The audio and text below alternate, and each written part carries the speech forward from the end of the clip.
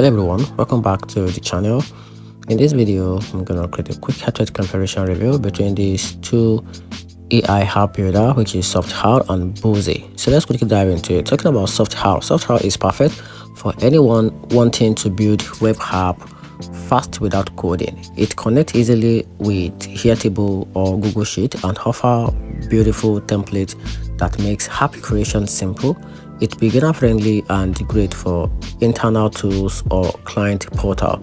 However, it lacks deep customization and mobile app publishing, which limits its flexibility. Talking about Buzzy, on the other hand use AI to turn ideas or Figma design into working app for web and mobile. It's smart option for fast prototyping and creative app building. The downside is that it's still new, some features feels experimental, and it's less stable than other platforms. So in my opinion, Softr wins for reliability, while Buzzy is better for innovation and speed. And that's it. Hope you find the video helpful. If you did, turn on the notification button and make sure to subscribe for more reviews.